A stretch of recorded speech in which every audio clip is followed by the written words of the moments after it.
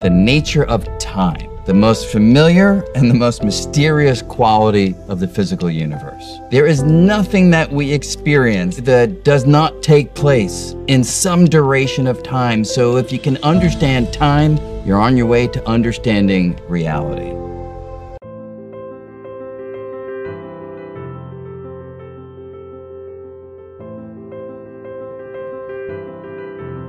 Hello.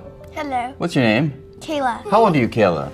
I am 9 years old. So if you're 9 years old, what does that mean about the Earth? How many times has it gone around the sun? 9 times. 9 times. So there's a relationship between motion through space, the Earth is going through space, and the passage of time. They're kind of connected in some way. Have you heard of Albert Einstein? Yes. What do you know about him? He has crazy hair. He does have crazy hair, and I think I may be heading in that direction, actually. He showed us an approach to travel to the future. You want me to tell you how you do it? Okay.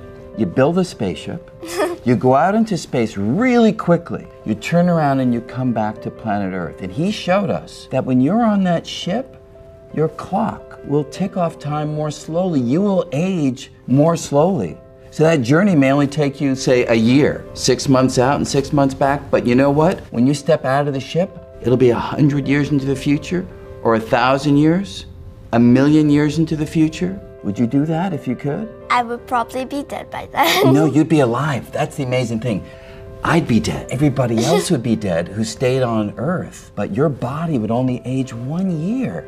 And yet it would be 1,000 years into the future. That same guy with the crazy hair, Albert Einstein, showed that there's actually a limit to how fast things can go. And you know what the limit is? The limit is the speed of light. Because light travels 671 million miles per hour. That is fast enough to go around the entire Earth 7 times in 1 second. So if we could build a spaceship that would go as fast as light, we'd be able to do what Einstein noted.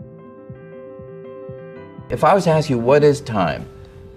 What would you say? Time is kind of strange because it's almost a man-made idea. There is the tangible of, you know, how the Earth revolves around the sun or how we orbit around ourselves. It's almost in a way, does it exist if the way that we measure it is man-made? Before there was any life on planet Earth, I think we all agree the universe existed. Did things change before there was life on Earth? Yes. And how would you talk about that change without invoking this concept of time?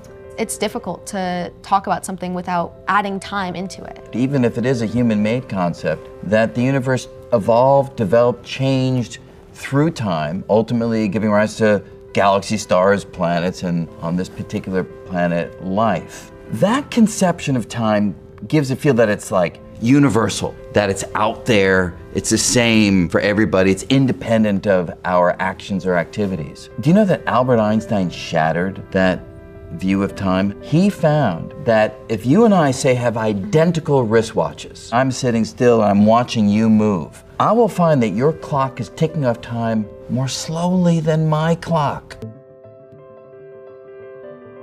Back with Einstein, we wondered, does time change with speed? And that's another change with that before we didn't think possible. Not only did we find that time changes with speed in special relativity, but we also found that time changes with gravity.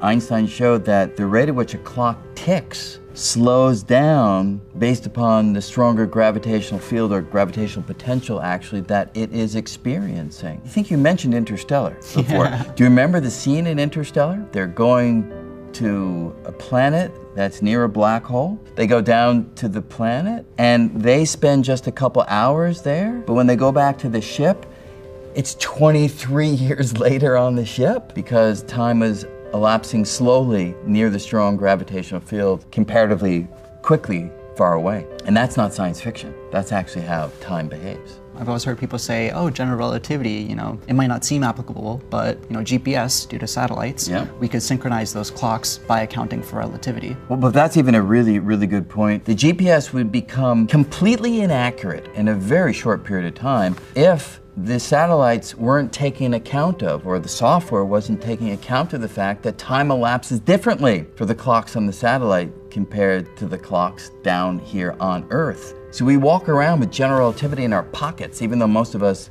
perhaps don't really know that.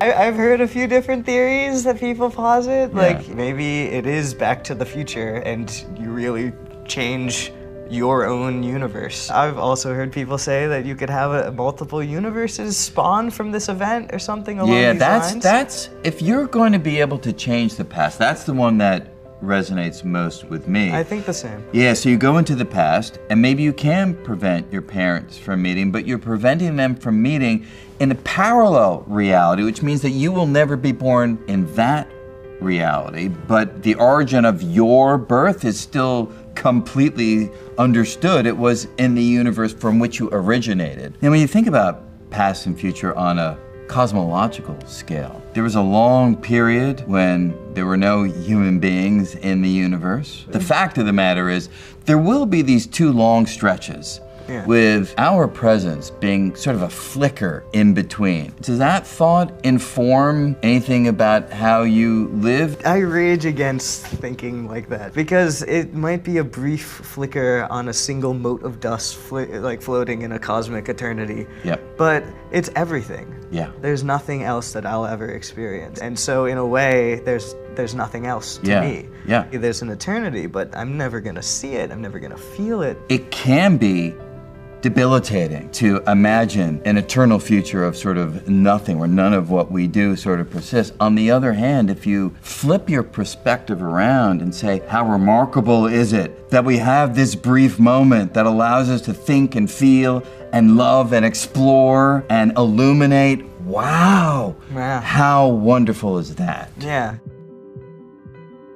One of the things that relativity also sheds a light on is what exists. That if someone's moving relative to me, what they consider now might be in my past, what they consider now might be in my future, which would suggest that all of time exists. Does that hold water? Actually, it resonates with me for various reasons. So this idea that you have a continuum and time should not be made to disappear as soon as it's gone is very practical. It's also what is behind the idea of histories in quantum mechanics. No, I mean, the only thing that really makes you not fear what will happen or your own mortality is that every instant is eternal.